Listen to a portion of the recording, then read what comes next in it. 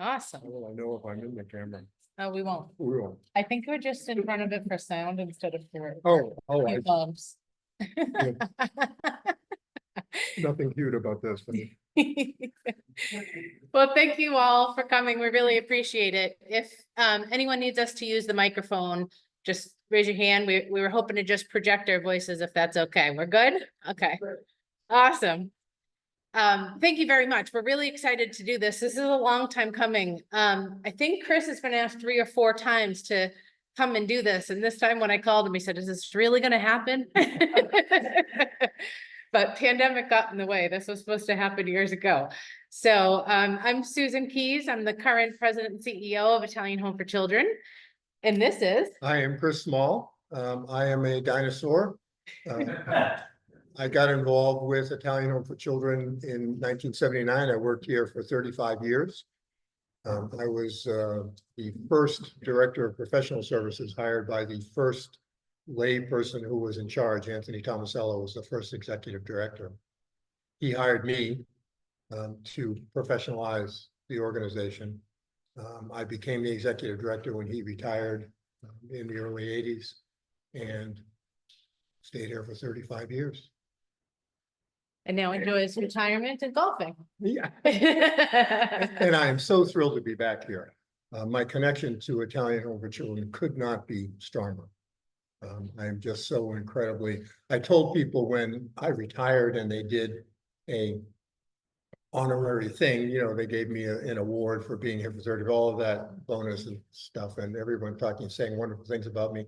I get up to the microphone when they're all done and I say, I feel like I'm being awarded for winning the lottery. This was the most incredible thing that could have happened to anybody professionally. When I started working with kids at Home for Little Wanderers in 1969, I was a math and physics major in college. I was 2 weeks into the job working with kids, and I went home to my roommate and said, I was born to do this, and did it for 45 years. Amazing. Yeah. And Stephanie, his wife, worked here as well. So thank you for coming. And thank you to Bouillon and Steve. They worked tirelessly putting this together. You see all these artifacts, the presentation we're going to give. I have to give them all the credit. I'm just the mouthpiece. They did all the work. So thank you guys. I really, really appreciate it. And their work is based off of having all these artifacts, but also this beautiful, wonderful Images of America book that was put together by Chris and a team of people, but really spearheaded by Chris. So you can check it out on the back table. Chris spent tireless hours putting all of this information together, trying to find all the important dates about things that happened over the history of Italian homes so that we could capture it and make sure that it lived, you know, it's legendary now. So making sure that it lives in perpetuity. So thank you for doing that. It helps me every single day in my job. All right, so, well, I shouldn't have skipped the very first slide, but this is our iconic building right here. And you guys are in the gym part, which is connected on this side, but there is a breezeway that would bring you into this home. And we're gonna get into the history of our whole campus, but this is probably the building that people most often say, I see it from the road, I know you're there, but what is it that you guys do there? So that's what we're gonna teach you about today after we go through our history.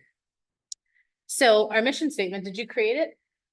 I did not create it. It was created way before me. You go ahead. Italian Home for Children provides an integrated network of powerful and effective programs to help children and families with emotional, behavioral, and educational challenges thrive in their communities. So we have this at the top of every agenda, of every meeting. We try to use it as our grounding tool for all of the decisions that we make, whether it be decisions about operations or budgets or what programs to open, which programs to grow, which ones to close. And this is our guidepost. So let's go way back to the start. As many of you are aware, around 1917 to 1919, there was an epidemic. Sound familiar? But this was the flu epidemic, obviously similar to COVID, where many lives were lost. And what happened during that time is there were hundreds of Italian American kids that were now orphans because either their single parent or both their parents were lost to the flu. So that became something that really got on the radar of the Italian American community, which was taking up a lot of the space and still does in the North End. Why don't you take this one? Okay. The Italian American community was the reason in the North End. It was the reason why there was such a huge immigration of Italians in the years 1890 to 1920. There was a very, very big need for skilled, semi-skilled, unskilled labor that caused the immigration to occur and caused the current Bostonians to welcome the immigration because they needed the help. The Italians who came to this country came to the North End because there was a key group of people, a core group of people who were very successful in businesses in Boston. And they brought the immigrants in, settled them, and it's the reason the North End became so densely populated, and also the reason why there were so many Italian children who were orphaned, because there were too many people in the community. It was very, very crowded, very dense. And the Italian Americans at the time had family unity as their single biggest value. And one of the Italian Americans was Father Anthony Souza at St. Leonard's Church. And as the orphan children began to overwhelm the community, they couldn't take care of them. The extended family they were running out of opportunities to take care of these kids who were being orphaned. Father Souza began with his sermons talking about the needs of these orphans. And then he contacted all of the Italian churches in the greater Boston area and told them, we need to do something about this. We need to step up. We need to take care of these children. And in conjunction with the business people, the successful Italians in the North End, they put together the money, they put together the plan, and they bought a farm in Jamaica Plain. And here we are. And they decided that they needed to take care of their own. So this was home for Italian children. This was not an orphanage. And one of the interesting things about that time is the child welfare historians stated in general, when I contacted people when I was doing research for the book, that there was no need for another orphanage when the influenza epidemic hit, because this area happened to have children's programs and orphanages in enough abundance to deal with them. But the Italians were saying, no, we're going to take care of our own. And they created a home for Italian children. So that was the original name. And this letter that you see on the right is one of the sermons that Father Sousa gave from the pulpit. We actually have a copy over there. If you know how to read Italian, it will particularly interest you. But what I really find amazing is how influential he must have been to be able to convince 42 people to be on this board and to be able to write letters and raise the funds. We have one donor and friend of Italian Home Today who his grandfather and great uncle were part of like the original founders. And he says, I remember going to the barber and seeing a crumpled up paper cup that just said, give money to this new home for Italian children. And I remember people dropping their change in. I mean, it was that grassroots, which I find so amazing. And it reminds me, you know, I'm a social worker. And when I was in my master's program talking about like Jane Addams and the Hull House, it just has that feel of like really scrappy people pulling it together saying, we must do this. And that is what powers me to go forward each day, is knowing I have to be scrappy every day, because it's hard to run a nonprofit, but it's been around for 105 years and another group of founders did it. So I have to do it too. So yeah, it was 42 Italian Americans that gathered in the North End. They selected a board of directors and they incorporated in October of 1919, which is why every year we have our annual meeting in October. And we honor them in that way, in keeping with that tradition. The farmhouse. This is the original property. This is the building that was here. The building that you're looking at there was on the site of the pool. If you notice that when you came in on the property, that's where the farmhouse was originally. And it was a big enough farmhouse that when they bought the property, well, a bunch of things were happening at the same time. And you've got to bear in mind, it was not only very Italian, it was also extremely Catholic. When the Prominente got together, the original board of directors, and they collected all that money and they bought the farm, the deed was given to the Archbishop of Boston.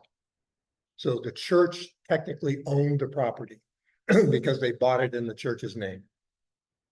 And when they came to this property, the church people, Cardinal Cushing, Cardinal O'Connell,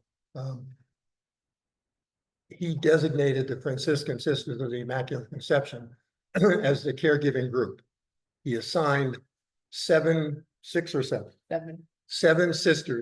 to take care of 30 orphaned girls, the original group that was moved into the farmhouse.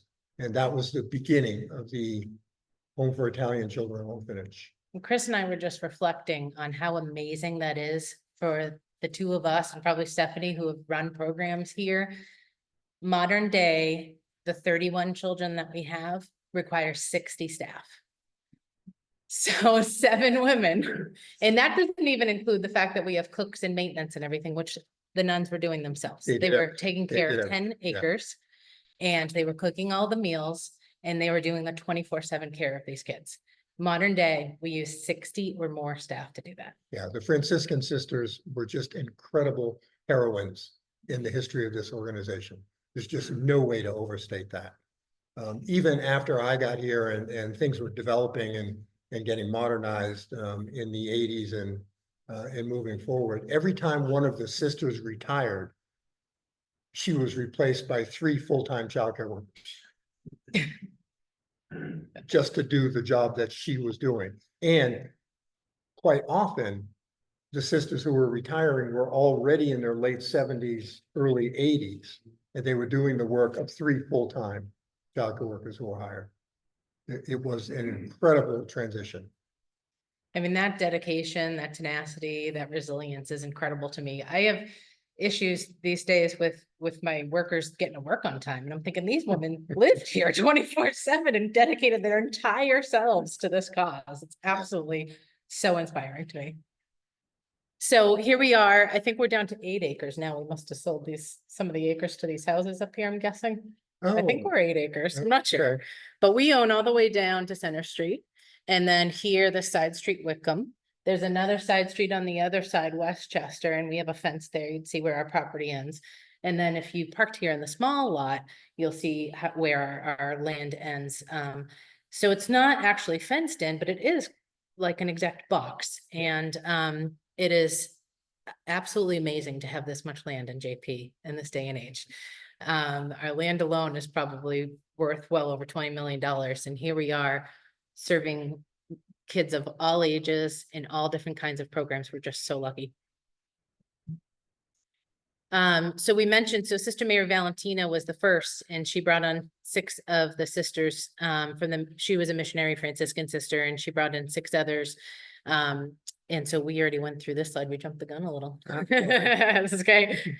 So 31 girls at first, and then they started, and that was in February of 1921. So I want to pause on that for a second too. When I start programs today, it takes me months and months to think up the idea. Then it takes years to convince the state we should do this idea. And then it takes many more months to put it all together. And so when I think about the program development that had to go behind this, and the fact that they incorporated in October of 1919 and already had children walking through the door being cared for in February of 1921, it blows my mind that they were able to organize that quickly. It's absolutely amazing. I just really, again, can't state enough how much that original group of people really truly inspires our leadership team today. We try to move at the same speed. I don't think we're as speedy as they are. So from 1921 until 1968, about 115 kids a year were served. And that is, I believe, because some kids were just served here as a short respite. So I'll give an example. One of the reasons why I'm so attached to this place is both of my grandmothers spent time as wards of state. One of them, my great-grandfather had left the family and my great-grandmother got very ill.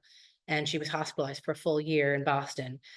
So my grandmother ended up a ward of the state and in an orphanage herself during that time. So I imagine that's similar to what probably happened here, was you might only be here for a few months or a weekend, or you might be here for 10 to 12 years, like Michael Escalia and Mario Plata, who we'll mention later in this presentation. So the average was 10 years old, the kids. They did have to leave by the time they were 13 or 14. Some of them were just going to older siblings who had finally turned 18 and could take care of them. So their siblings are trying to run an entire household and work to help their little siblings. Some went to grandparents and extended relatives, aunts and uncles. But what was really different is the fact that this group worked so hard to keep kids within the community. When you look at the history of other orphanages of that time, that wasn't always the case. Sometimes these kids were being brought to houses to be servants. And sometimes they were being put in yet another program. But the nuns worked tremendously hard here to make sure kids were going to a family home. Yeah, just as an example, I started my career, I mentioned earlier, at Home for Little Wanderers. And the Home for Little Wanderers back in the day, what they would do with the orphans as the number of kids came in, especially during the flu epidemic and more kids were being orphaned, they had what they called orphan trains. They would fill up trains with the orphans that they had and just go west and place kids and families between here and California whenever they could, however they could. So their mission was place the orphans. The mission for Home for Italian Children was take care of our own, only have those children in the orphanage until someone in the family could step up and take them back. And that was sometimes a parent whose circumstances improved and they were able to take them back. Sometimes it was an older sibling who took children back. But the point was not to stay in the orphanage. The point was to stay in the family. Mm-hmm. And the orphanage was a thing that existed in order to take care of the kids who didn't have family, the kids who were in real crisis, family crisis. They needed the place. And that's what we were all about in the beginning.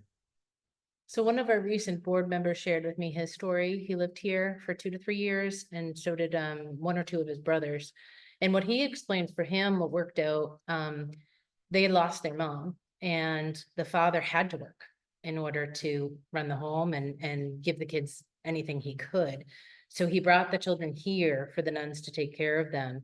But within about 3 years, he remarried. And so once they got a stepmother, they were able actually to go back home with their dad, and she was able to provide the childcare during the day while he was at work because they weren't quite school age yet. So that's another kind of example of a scenario that might have happened. Another interesting item about the very, very early days, we mentioned, I think, that the first group of 30 children were all girls. Well, they were all girls because the boys were expected to take care of themselves, to get a job at a very young age. They were not considered to be as needy as girls by definition, which is an interesting sort of social concept to take in that was alive in those days. And that changed. I can't remember the date now. I think you already said it, but boys came in 29. 29. Okay. Yep. So within the first 7 or 8 years of the organization existing, the difference between the boys and the girls kind of diminished. It went away. But in the beginning, this was about girls because girls couldn't take care of themselves. And just an interesting sidelight.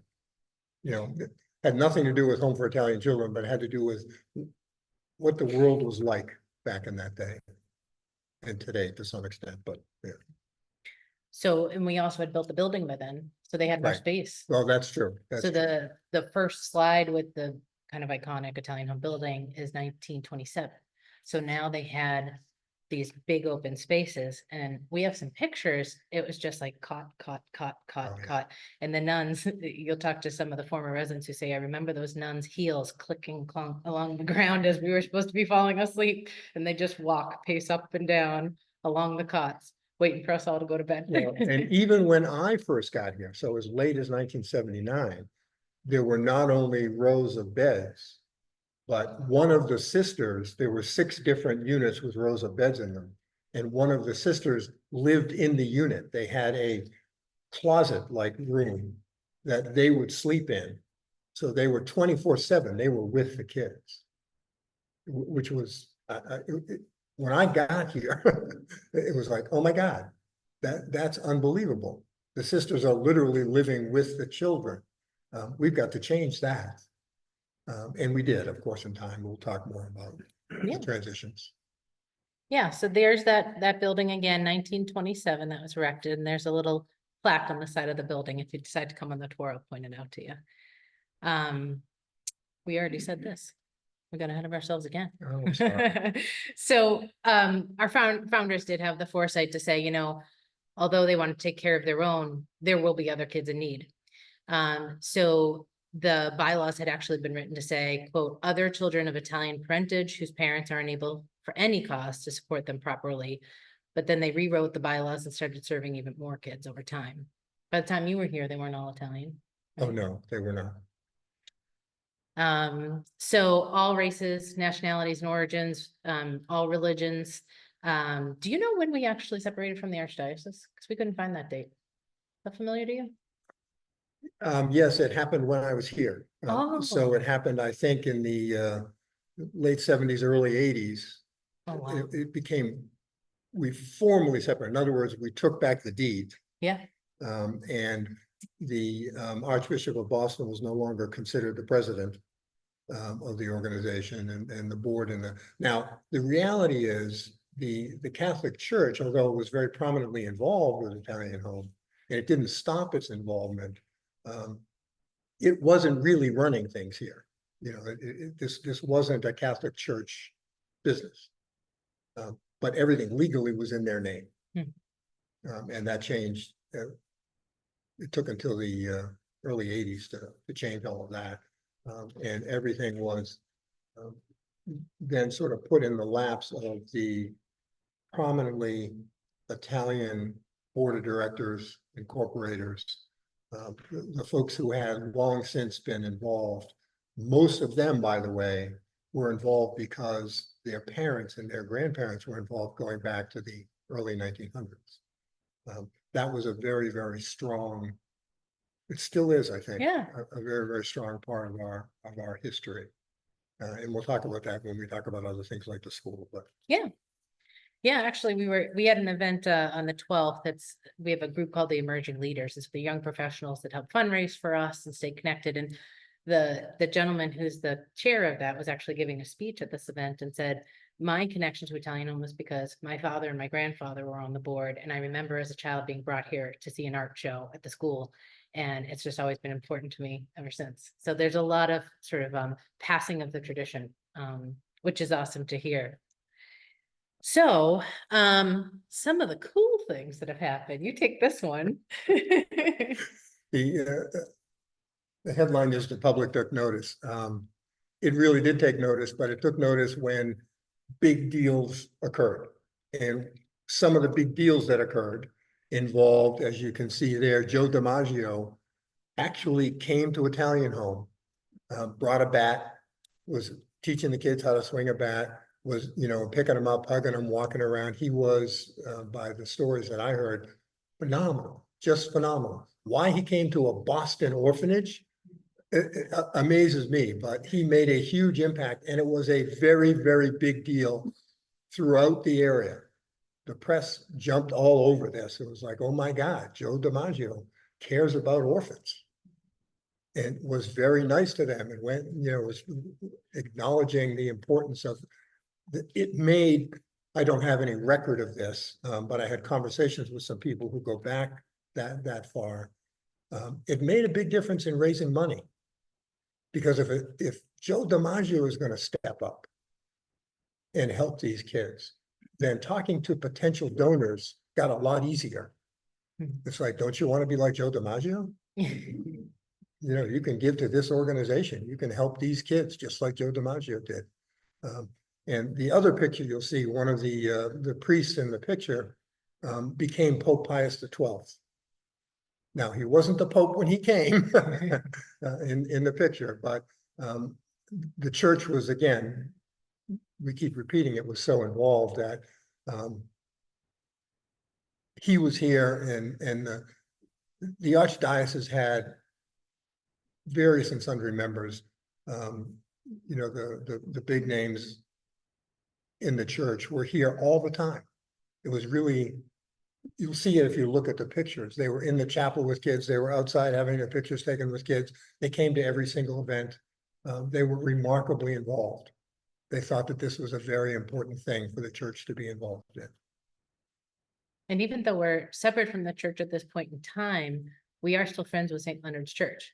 And so their current pastor, they just celebrated their 150th anniversary, and their pastor came to our gala and has been reaching out. In the North End Historical Society, who I know was invited today, has also been featuring some articles about the Italian Home for Children and the former Home for Italian Children in their newsletters, which has been cool. And one of the reasons why, you know, Italian Home becoming a big deal was important was because it attracted other important people. You can see the comments up there. There's a letter over on the table in a frame.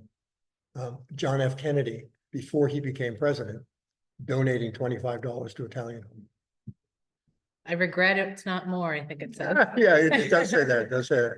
And then there's another, the letter's not there. I guess we've kind of lost track of the letter. It's gotta be somewhere though, I'll find it. When I was here, it was in the safe, but the safe is long gone.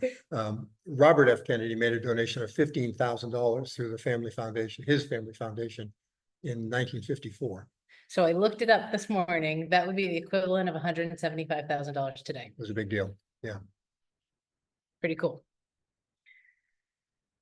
So then it started to change. This is right before Chris's time, but so a lot of the orphanages around here were part of the church and then separated from the church. And then over time, the Department of Social Services, which is now called Department of Children and Family, got involved in doing the licensing and the paying for these types of programs. So it did start to transpire to being helping those kids who have experienced neglect, have experienced abuse, those kids who have had some sort of trauma history and really need that specialized care. So you heard Chris say about how Anthony Tomasello was brought on board. Well, so was a social worker, so was a consulting psychiatrist. We had a dentist here. Then we started to have childcare workers. And so Chris was brought on to make that transition away from the church and into a more professionalized setting. And Anthony Tomasello, as we were talking about how important family history is, he was the first lay executive director once it was no longer a church thing. And he was a street builder. He owned his own business, but he took this on because his family went all the way back to his uncle, Judge Tomasello, Samuel Tomasello, who was one of the original incorporators of the home, who was at the table on October 10th in 1919, drafting that document about Italian Home. So the Tomasello family was very, very involved. And when the board made the decision, and Anthony Tomasello was prepared to take it, it was a no-brainer. Anthony Tomasello was the first lay executive director. So as we said, separated from the church, and then the name was changed. So if you do stay for the tour, this right here is on the front of our building. It is still there today. It says Home for Italian Children. As I understand it, but of course I wasn't there in 1974. I understand that the name was changed, keeping Italian in the name, because the values they wanted to make sure that people knew that it's about family. It's about feeding people and nurturing people and caring as a community. So I think the board at that time, as has been passed down in tradition, the board at that time felt as though keeping Italian in the name was important. Now, modern day, that's still important to us. We have a lot of donors who give to us because Italian's in the name, but it's also hard for us from a branding point of view. Sure. So we don't just serve Italians and we don't just employ Italians, but some people work here because they do like that that's in the name. Yeah. People used to make jokes when I first got here, and they were telling me, board members were telling me stories in response to my questions. When I said, so the name went from Home for Italian Children, the best you could do was Italian Home for Children. And we joked a lot about that back and forth. They said it was in reality, it was a 2-year process of the board talking about it for 2 years before they could finally do it. When they finally did it, they did it because of what Susan described, which was times were changing. It was important. This was no longer about Italian children. But the drive for keep Italian in the name didn't have to do with the children. It had to do with the importance of family to the Italian community. That they wanted to make sure that that stayed with the history of this organization. So this was not about, you know, only wanting to deal with Italian children, only wanting to deal with one kind of child. This was about the Italian community so much values family, so much values taking care of children with special needs that we want to keep it in the name. When I first got here and I was asking questions about fundraising, besides the Prominente and the long-term generational giving to the home that was going on for long before I got here, there was also efforts to raise new money, to find new donors. And one of the things that I was told by one of the board members was when the group got together to decide about an annual letter to ask people to donate to Italian Home, which is now something all charities do every year. The annual letters were sent to people. Guess how they chose those people? They were told to take out the phone book and pick every name that ended in a vowel and mail a letter to that person. Remember phone books? So another, just while we're mentioning it, it's not actually part of the slide, but another issue with our branding is we're not just a home now. We actually have about 14 different programs and only one of them is actually intended to house the children for some period of time. And then the third issue is that we don't just serve children. We actually serve 650 children a year and 350 adults. And when we're serving the children in most of our programs, we're serving the whole family. The child might be the identified client, but we're actually doing a tremendous amount of family work and working with adults. So we have a massive branding issue and we talk about it all the time. So we did mention it turned into a residential facility for kids with emotional issues. I'll pause for a second because hilarious picture of a nun eating a cheeseburger. But Canopy Lake Park, right? Canopy Lake Park, Yep. that's awesome. So Diana is a great friend of Italian Home, and she was here from 1970 to 1974, and so were two of her brothers. Diana, when she came here, said, I had never had a birthday party. I had never had birthday presents, and I had never had a pair of pajamas.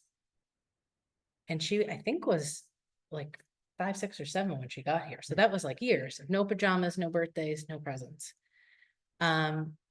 If you talk to Diane today, which I do all the time, every week, she says it changed my life. I would not have survived if someone hadn't found this place for me to go. One of my favorite things about Diana and all of her siblings is that, so unfortunately did need to be adopted out of here from 4 different families. Diana and her siblings, the last name of the 4 families start with A, B, C, and D. So when they have a family reunion, get together, they call it the ABCD family reunion. So when they get here, they tell us these wonderful stories. Diana knows which nun had candy in a bottom drawer and she used to sneak in and steal it. I called Diana the other day because unfortunately we had a bad night where the kids tried to scatter and run away from here. And I called her and said, did you do that when you were a kid? Because this is a nightmare. And she said, of course I did. Well, we all did. Yeah, she said, of course I did. I ran away many times. But I said, so how did they get you back in the building? She said, oh, well, I had to use the ladies' room. So I came back because I didn't know where to go. Diana today runs the nursing internship program at Children's Hospital in Boston. She lives out in Norwood. She's absolutely lovely. And this year, Children's Hospital actually honored her as the Volunteer of the Year award, which wonderful for her to get recognized because she spends a lot of hours helping us out, especially with our gala. She's on our gala committee and has done a lot for us. But also it caused a $5,000 donation to Italian Home, which she was so thrilled would happen. And on October 30th, our annual meeting, just a few weeks away, she's also going to be honored by us as the Volunteer of the Year. That's great. Yeah. Fantastic. It's awesome. All right. So then Chris just like went crazy and started a whole bunch of programs. It really grew this place. So now we turned into this full range of services. And want to tell them about the early 80s when you did the renovations?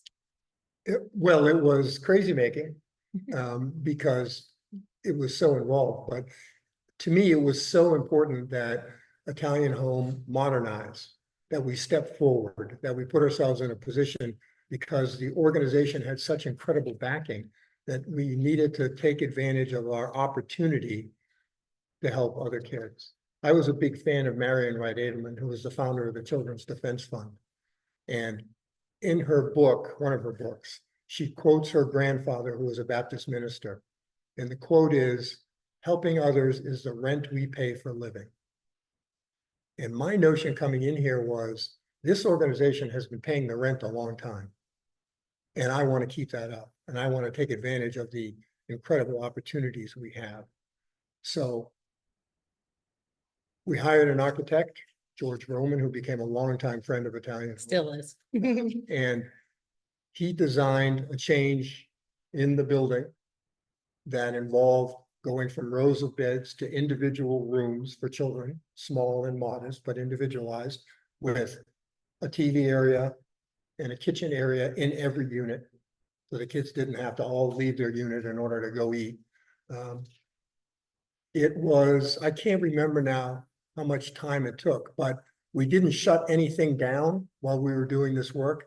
So renovating while you're continuing to do everything you were doing anyway is pretty tough to do. And I think we spent a couple of years going through that process of modernizing and redoing the building, the main building. It was an incredible challenge. The great part about doing that when you were doing all the work with the kids is, and I didn't think about this ahead of time, but the kids got to see it. And the kids would get excited about it. Now, that was a problem sometimes because they'd bolt out of their unit and go running and interfere with the construction workers. And it's like, you don't belong here. It's not safe. You can't be over here. I want to see it. I want to see it. I want to see it. But they were so excited about the change. And they were so happy when a unit got completed and we'd move kids back into the unit. They're like, oh my God, I got my own room. Wow, I've never had my own room. And it was a great feeling to go through that with the kids. And then we didn't renovate again until 2 years ago. So that was a long 40 years to not have done major projects. All right, so the units now today are very reflective of the work that Chris and George Moman directed. So again, if you decide to stay for a tour, you'll be able to check that out. Why don't you take about the school? Because sure, the Mary Savioli Pilata Educational Center. Our school, our classrooms were part of the main building. And it was kind of tough to squeeze everything in when we were serving as many kids, and the demand on serve more kids, serve more kids, serve more kids. That was an ongoing issue. And we wanted to professionalize our educational space in addition to the staff that we were hiring. So we thought, well, let's have a fundraising program to try to build a new building. The biggest single donation came from Jimmy Pilata. I remember going with our first director of development who I had hired, and he and I went to meet with Jimmy Pilata. I don't know why he agreed to take the meeting, but he did. And we went in and we sat down and said, we would like you to consider a donation of $250,000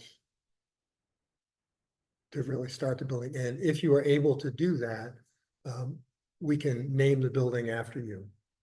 Well, he not only agreed to it, but he chose his grandmother's name as the person to be honored in the name of the building. And 2 years after the process, I called him again, and he said he didn't want to meet with me. And I asked him, why didn't he not want to meet with me? Because he obviously knew I was going to ask him for more money. He said, well, two things. I didn't like your development director. And the other thing is, you didn't ask me for enough money the first time. I thought, what did I know? You know, I had not raised that much money ever. But that's where we started. And you hear the name of Mario Pilata, who was one of the youngest children ever admitted to Italian Home as an orphan. I can't remember exactly how old he was, a couple of months. And he was here for 10, 12 years, I think 11. Yeah, I 11 years. think I've heard 11. Yeah, and involved with Italian Home for his entire life. Mario never, ever missed a fundraising event that Italian Home ran. And at every single fundraising event, his hand would go up when the question about, who will donate $500? It didn't matter that he had already given $10,000 to the event. At every event, every opportunity he gave. At my first gala, when I came here, I remember his wife was so angry with him because every single category we went through, he raised his For hand. every So she category. said 25,000. He's like, sure. And then they said 15,000. He's like, I'll do that too. And then 10, 5, 2,500. And she was like smacking his hand down. Because she's the one that writes the check at the end. She was always the business behind it. Yeah, but he could not stop giving. And speaking of business, he was one of the families that were the Prominente back in the 1919 era. And his business was part of the food business. He was one of the Market Street guys, who would do they'd set up to sell the food on the street and all that sort of stuff. And I don't know if that's. He moved on to be a broker, right? Yeah. For the Chelsea market. Yes, yeah. But his connection food-wise was really very interesting. And is there another one I'm going to? No, go ahead, go for it. Okay. The tradition was established back in 1921, where the sisters would go to the food market and they would their arms would be filled with bags of food that they would bring back for the kids. They would never be charged a nickel by any of the dealers. And it became a weekly tradition.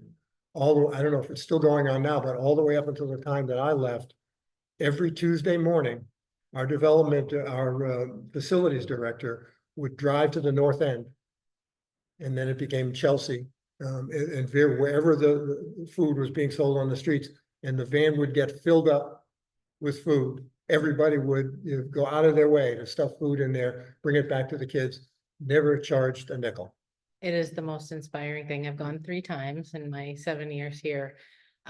Not more often because Denise, who he's mentioning that goes, gets up at 3:30 in the morning to go. Denise and I live 1.5 miles from each other out in Franklin. And she had to be my alarm the first time I went because I was like, Denise, I'm not going to wake up for this. You're used to this 3:30. I usually go to bed really late. So she hauled my butt in there. We went from bay to bay. And we go to the bay and it was just, people looked at Denise like they literally have known her for decades. Yeah. And they just say, Denise, how's it going this week? Oh, how's your medical appointment? Did that go okay? And how's your sister doing? Did she do all right? Like they know everything about her and her life. Yeah. And she's introducing me and they act like I am family, even though they've never met me before. And then they hand us a box of bananas or they hand us a whole box of lettuce. And you go bay to bay and she says, hey, could you do potatoes for us this week? Or could you do cucumbers? And she leaves with an entire suburban trunk filled from its floor to its ceiling with fruits and vegetables. It comes here and we have a vendor, Chartwell's in our kitchen that then slices it all up and makes all the kids' meals with it. It probably saves us, I'd guess, $2,000 a week. Oh, easy. Yeah. Nowadays, yeah. So it's been going on for 100 years. It's amazing. It is amazing. All right, where are we at? So the school was erected. The school just got a nice new roof and some new fascia boards. It's looking spiffy. We serve K-8. That's about 4 to 14-year-olds, and they all have some sort of special education need. So they are sent to us instead of their mainstream school because the mainstream school can't meet all their needs. So these are the kids that are taking up the most time in the classroom and are causing a lot of disruption in the classroom, or the kids who have gone into a sub-separate classroom or a smaller classroom and still struggle with that kind of setting. So the public schools say, well, what do we do now? We don't have the resources. And they, through the individualized education process, IEP, they decide a child needs an out-of-district placement, and we are one of those options. So there's about 80 or 90 private special ed schools in Massachusetts. We all kind of specialize in different things. Some of us are very similar, but for us, we do a lot with kids with social emotional issues, kids with learning disabilities, kids who are mild on the autism spectrum, and a lot of kids with ADHD, oppositional defiant, the kids who really do struggle at times with acting out. And what we do is we provide a classroom that's very small, usually 6 to 9 kids in the classroom with 2 to 3 adults, a certified special ed teacher and 2 teacher assistants.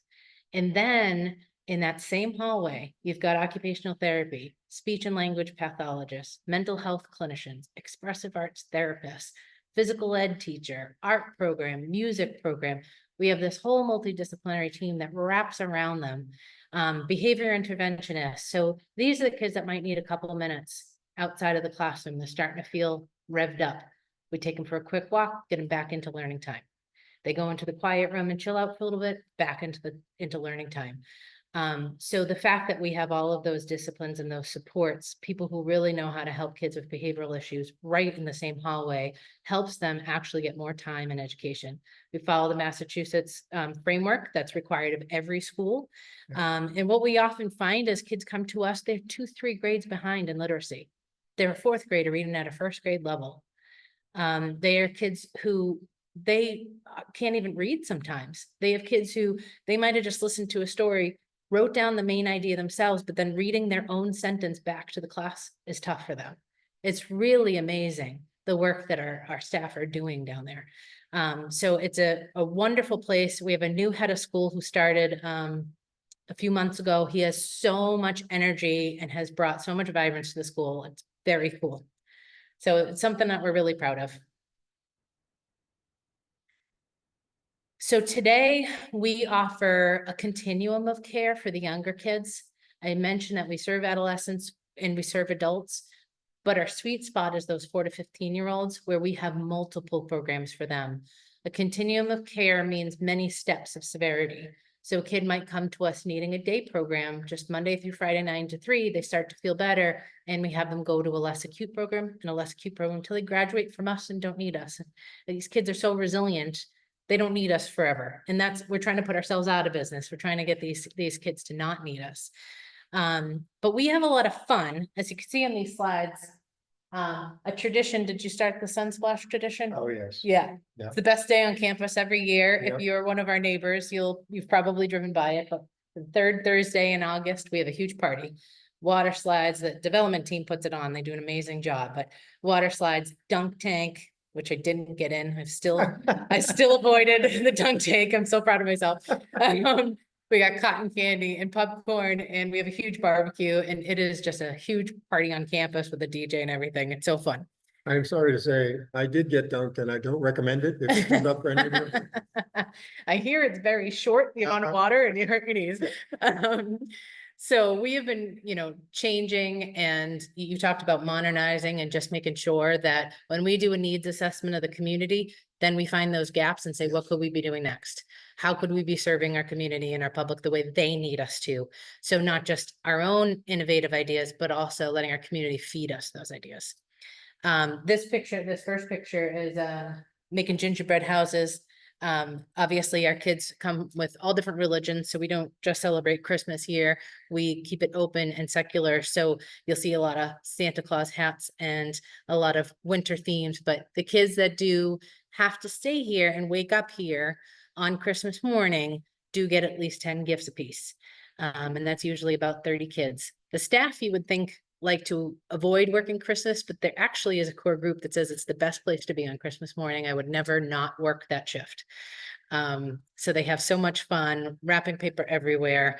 And then actually it's one of the best shifts to work because the kids get all new toys. So they're like nice and quiet off in a corner playing with all their new stuff. It's really great. One of the things that I write about in the book is Italian Home for Children never spent money on toys for children. They were always donated. Mhm. And right from the very beginning, and Christmas being the number one time. But toys for children was not something that we ever thought about here, or that the sisters ever thought about before I got here, except for thinking about the part of where will we put them all? Because there were so many. People enjoyed so much. That kind of giving is something that people are really prepared to do. And that's still true. We still say, where will we put it all? We have a Yeah. giant toy closet, and I don't mean a closet. It's like this Yeah. 25 by 15 room in the basement of the building. And we luckily were able to make it last all year because some kids do celebrate their birthdays here. Sure. So we save some of it for the other occasions that come up. And then there's usually like a going away gift if a kid luckily is moving on from here.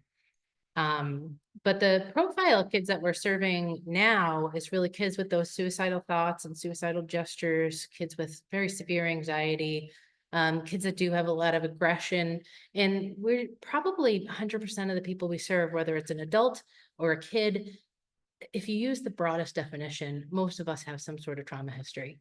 And so we have kids who've experienced a fire in their house. They've experienced a loss of their caregiver to death. They've lost their family because addiction and needing to be taken from their home. Sometimes it's incarceration. So our treatment philosophy here, we do a lot of training with all 200 of our staff on trauma-informed care. And so we really try to see those behaviors that society would say are bad. We really try to see them as a reaction to their traumatic past, and how do we actually help them work through that instead of judging them for it. So now we have specialties everywhere, people of all different expertise. We use technology, such as this drone picture, which we wouldn't have had years ago. And we kind of see our programs in 3 different buckets. Our overnight programs, which are on the 2nd and 3rd floor of this building. Our clinical programs, which a lot of them are in the community, and then the school and after school programs that we have. And that is a lot due to Chris's innovation and ideas and his relationship building with different state agencies and figuring out what programs are in our wheelhouse and what kinds of things could we do. For instance, I'll mention your brother was also the executive director of another organization that's very similar to us. And at the time, the 2 of them got together and said, there's this clinic in Brighton that's really suffering. Their finances are really hurting. We should somehow do something to keep this clinic alive. It's such an important part of that community, and the community really relies on it. So in the early 2000s, you guys and Walker brought it together and said, let's try to breathe some life into it. Eventually Walker did leave that arrangement, and we are just a quickie gives me an opportunity to acknowledge her. The person that we hired to be the first director of the Brighton Mental Health Clinic was Stephanie, who I later married because she was so good at her job. So now modern day, I mean, we have so much support. You mentioned we don't even think about putting gifts and toys and presents into our budget because we know it's going to come in from our amazing Boston community and further away. But this is a great example. We have a donor who gave us all the money for these raised beds and gives us the money for the seeds and the plants each year. And the kids down at the Pilata School, as part of their science class, they sow the seeds, they water it each day, then they come and pick all the food, give it to the kitchen, and then their salad for the next couple of weeks is something they grew themselves. So really amazing. And then this other picture you see, that's me in the pink dress. I don't know what I'm saying, but that is School Recognition Day. So every June, the first Friday in June, usually, we recognize that the kids are going on to the next grade. And for those kids who are in 8th grade and are going on to another program, we celebrate them. So what's next? Oh, I should give a disclaimer. All the pictures that are real kids, we do have releases and their families are okay with us showing them. These are 5 of our students really today. They were featured in our gala in May, and they just know they're famous at this point because the gala video is on YouTube and they get such a kick out of that. So where we're headed, I mean, one of the things that we've made a concerted effort in the past couple of years to do is really serve more kids with autism. I myself, as a social worker, worked for 9 years in the emergency rooms. And when I was assigned, you need to go evaluate this kid who has autism, I'd be like, oh no, I'm going to have to look a family in the eyes and tell them I have nothing for them. I hate those days. So we saw that need and we responded. We worked with the state of Massachusetts and the Medicaid program to create our program that's on the second floor. We also were doing much more in the community. Our awesome neighbors, Faulkner, as you know, are doing this huge, massive renovation that you probably just drove by. And part of that renovation, anytime a hospital builds something new, it has to be approved by Department of Public Health, and Department of Public Health says, we need you to put money back into the community. If you have millions of dollars to build this new building, then you must have millions of dollars you could put into the community. So we are a recipient of one of those grants from Faulkner, which is amazing.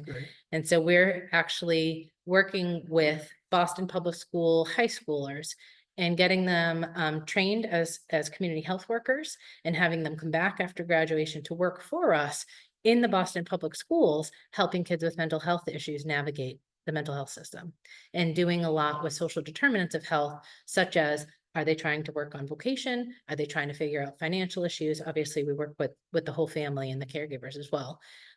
So there's lots of amazing and innovative things still going on today, much inspired by the growth and the broadening of our mission as Chris did over his 35 years. And now we carry it forward. Yeah, there's a very unique, as we've mentioned several times, a unique history with our board of directors. The governmental side of Italian Home is very unusual. The level of commitment. And I'm not saying that the board of directors of other charities are not great people and they're not great donors and they're very important to their organization, but there's something really unusual about the intensity of commitment that the board of directors has given to the home. And that wasn't just in the beginning, which was certainly prominent and made it possible for us to buy this farm, but it's lasted for the last 100 years. It is incredible. Person who came in a little while ago, who I want to acknowledge as a board of directors, Peter Malia. Peter, Hi, you want Peter. to wave to folks? Peter's one of the people who spends more time here with the kids, as all of our board do. They come here all the time. It was very true during my era. And that's unusual. That's not something that occurs with a lot of charities, but our board members are part of the service. They are so connected. And they deserve a lot of recognition too, not just for giving money. Yep. Although they do give a lot of money. They too. do give a lot of money, Very which is generous good. board that they raise more than 10% of Yeah. what we need to raise every year. So, but their time, talent, and treasure is something that helps us keep going. Yeah, they've got an incredible commitment and belief in helping others. That's what they do. And they're good bosses for me. So we would love to open it up to any questions if we happen to know the answers. Go for it. Three timeframe questions, please. You mentioned 1919 when Gam Farm bought 30 girls was brought in from the North End, and then 1921. I'll give this for you all at the same time. So the two dates there, 1919, 1921. Then you mentioned another date of 1921 to 1968. So the 1968 was an important year. And then third is, when did the Italian home cease being a boarding orphanage and transition into education, a life of development program? Yeah, so just to clarify the dates, you're correct. So it was October 10th of 1919, they incorporated. And then it was February 9th, 13th of 1921, where the first girls were moved in. So perfectly, so there's a 3-year period between incorporation and. About a year and a half. So October 10th of 1919, and then February of 1921. That's when they're raising money, buying this and putting it all together. What you need to understand about October 10th, 1919 and the incorporation, that was a meeting in St. Anthony's Hall that took about 2 hours. Prince Street? Is Prince Street next to St. Leonard's? I don't know. It's right next to St. Leonard's. So then you asked, when did it kind of move on from being just an orphanage to really a treatment program? You asked, when did it change from an orphanage to a treatment program? Yeah, what happened in 1968? Was there something significant in 68? 68, very mentioned. I think that that's the beginning of the period of time. I don't think you can really wrap your arms around that 1 year as anything special. But around that time was the beginning of the expansion of services to children, including governmental organizations purchasing services from private charities. That started in the late 60s, early 70s. So that was the time when our orphanage history shifted to, let's develop more services and sell more services to help more kids. And when did the live-in orphanage cease happening? So we still have it. If you really think about how things transpire over time, the children who are on our third floor, there's 18 beds on our third floor. These are kids that are part of the Department of Children and Family who have been taken from their homes and have been through many foster care placements. And due to their behavior, they've been asked to leave those foster care placements. And the department really considers those kids the most severely behavioral they have in their whole system. And so they ask a program like us that has all the specialization to take care of these kids. And while they're with us, we're working on permanency plans. We're trying to figure out, do they have family they could go live with? Or are they going to be adopted? Are they going to go into foster care from here with an arrangement of pre-adoptive families who intend to adopt them? And so they are your modern day orphans, for lack of a better term. It's an interesting question because historically, one of the things about Home for Italian Children that was different was as early as the 1920s, the people running Home for Italian Children didn't limit it to being an orphanage. They stopped just being an orphanage and they opened the doors to children in need for a variety of reasons. So it wasn't if you were just orphaned, there might be other reasons why a child needed to come here. Or to say that it's all. Even broader, started to become much broader. Right. In the slide about Proctor, you say that you work with Boston Public Schools, it's our stuff, it's the town. So, you know what, we are in 9 Boston Public Schools right now. We have master's level clinicians who provide therapy in groups with kids. We were in Stoughton Public Schools. It all kind of depends on what funding the school systems have. So we also have in-home teams all around, like the closest suburbs of Boston, where we're going into the school to observe the kids in their classroom and see how they're doing and work with their teams at their schools to see how we can bring some of the things they're trying at school into the house. Sure. Oh, sure. Yeah. Somebody, Joe asked her mom was here, earlier in the 20th century, and wants to know if there are pictures online she can look at. So absolutely, and also she can contact us because sometimes we can find things in the archives. The early stages, the nuns kept some records. We sift through them to see what we can find. But she can call the front office and we have one designated staff that helps kind of try to do some mining of files.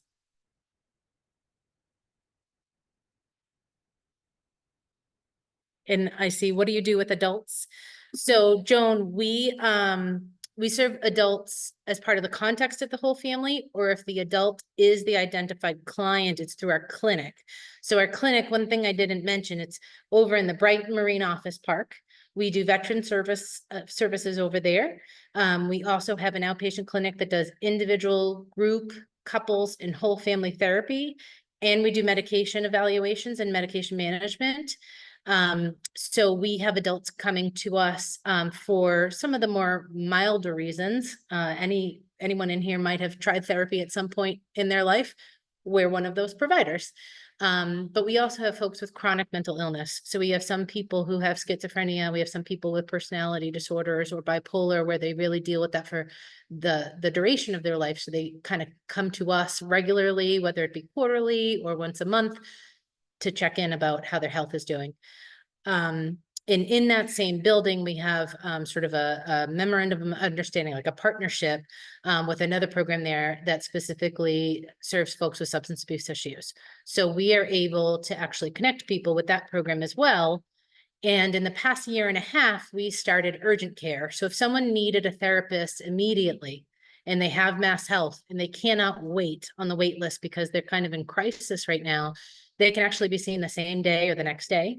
That is a mass health, a Medicaid service that we offer, which is hugely important for the public to know.